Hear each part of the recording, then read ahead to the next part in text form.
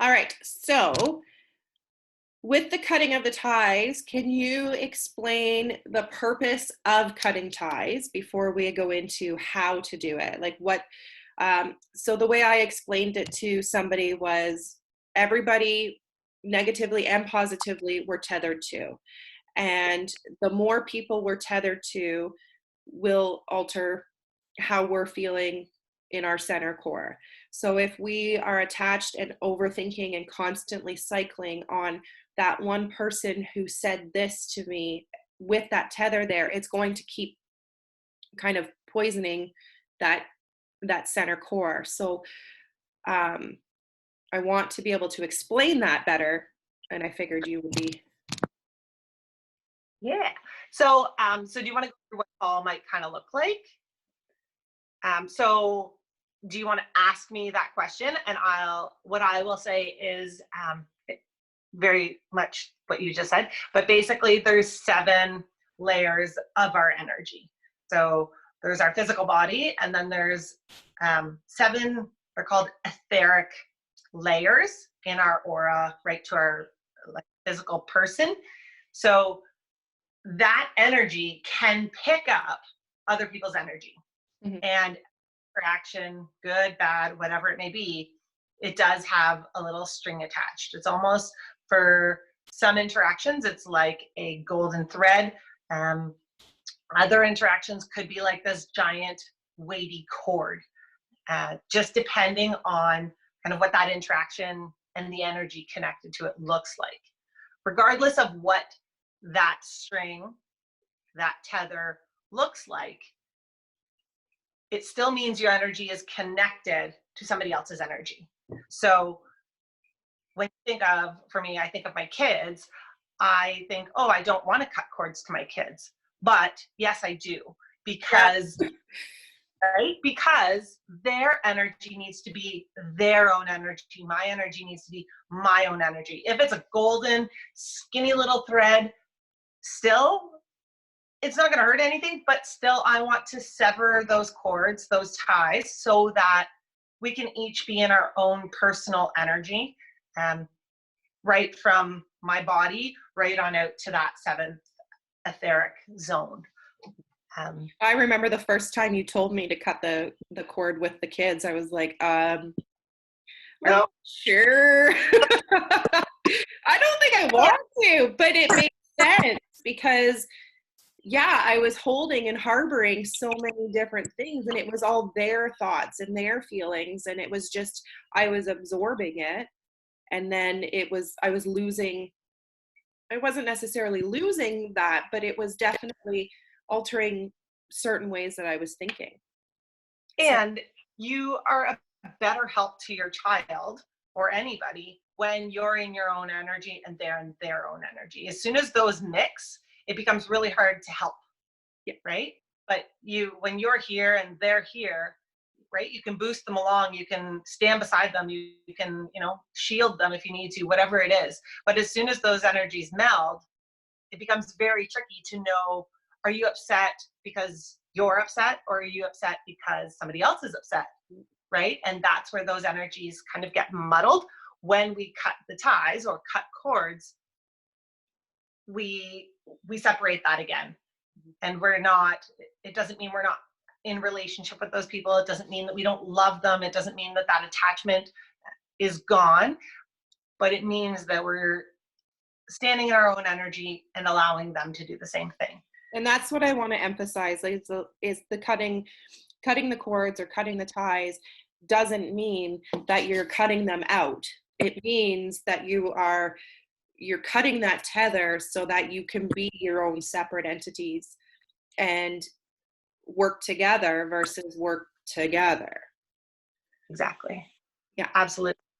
And when you are separate, you actually can work together because you're coming from your own perspective. It's not coming from a reactionary standpoint. Yep. Um, Okay, so how do you cut the ties? how do you cut the ties? You do it. Super simple. Super simple. So there's different ways you can do it. There's one method that I like to use, and some people really like to kind of get grounded, bring their energy in, create a sacred space. And you can do that. I recommend you do that, but you don't have to do that.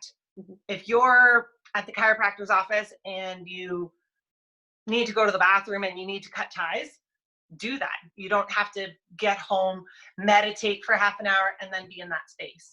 You Yeah. can anywhere, and it happens so quickly.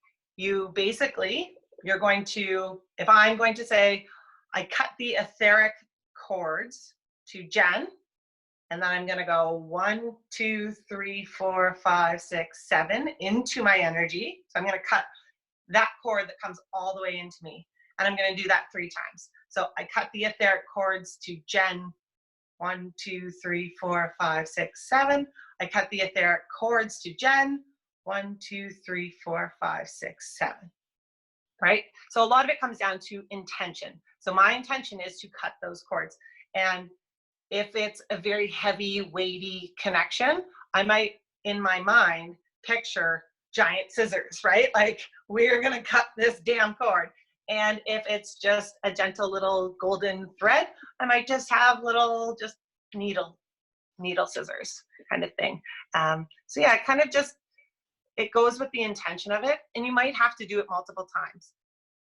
If you find that you keep coming back to a thought, you keep coming back to a person or a situation, keep cutting those cords, and eventually, right, like it's gonna lift. Right. But that's kind of it. It's pretty simple. 3 times. If you can, or you do know the first and last name of the person, great. If you don't, that's fine. For me, when my son had surgery, he was 6 months old, I was cutting ties to the doctors, I was cutting ties to the nurses, I was cutting ties as we're leaving the hospital parking lot, like cutting ties to the hospital, like ties to anything that brings you down, and well, anything at all. But if you're just starting to kind of cut ties, I would start with cutting those big ones, right? So we talked about how I don't want to cut cords to my kids kind of thing, right? Don't start there. Start with that big dramatic thing that's going on between you and your mom. Start with that old conversation you struggle to come back to with your brother. Go to that place, go to those really big, heavy, weighty ones that you carry around inside your head. But as you continue on, you'll start to feel your energy start to come back into its own. And when that happens and you go, oh, this is really beneficial. I do need to cut cords to my kids, right? So just deciding what be, you don't have to pick a big, do the whole day and cutting cords. Just pick one thing that you go, oh my God, this is really just driving me crazy. Yeah, that's fair. Yeah, so when I do it, I don't say cut the etheric cords. I just say I'm cutting the ties to whoever. But I find if I really focus and I'm in a very centered thing, my line's not straight. No, mine isn't either. Like, so depending on who it is that I'm cutting from, I'll be like, I'm cutting the ties to Ashley, and it'll be like 1, 2, 3, 4, 5, 6, and I still get back to the center, but it doesn't have to be like, just let your hands do it. Like, let your mind, don't think it has to be so set, I guess. It's, you're letting it go. And that's exactly it. Everybody, when you find a way that works for you, do it that way. There is no wrong way to cut cords. It's about the intention you're setting and the action of, I'm doing this, whatever that looks like, right? And you can use a sword, you can use a wand, you can use whatever. Honestly, you don't have to use scissors even, like whatever, right? Like get your head out, I don't care. But yeah, that's exactly it. That it's not a linear perfect thing, or like, what's that word she said it was? Oh, what was that word? Don't get stuck on that. That's not the whole point. I love exactly what you said. The word you have to remember is cut, the name, and tie or cord. That's it. Yeah. And if you do it 3 times, 3 is kind of just a really good number. I'm cutting cords to Jen. And even if it's just like a swooping kind of, whatever it looks like for you is perfect. Okay. All right. So, yeah. Perfect. Well, I will let you go into your cabin, which I hope soon we can not have to social distance All and right. Well, be in that cozy cabin, or we could be down by the river or the pond and enjoy that, that. that sounds So, perfect.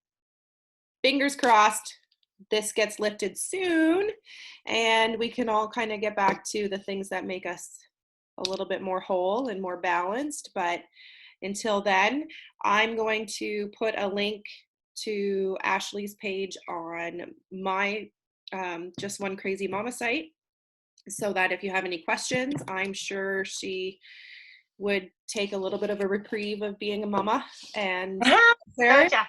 if need be. And same goes for Ashley if she wants to add it. People can read the blogs on there. They're just pretty straightforward and just what works, what doesn't, why it's okay to just be you and For sure. try everything. That sounds great. Awesome. Awesome. Love it. Thanks so Yeah. much, Jen. Wonderful.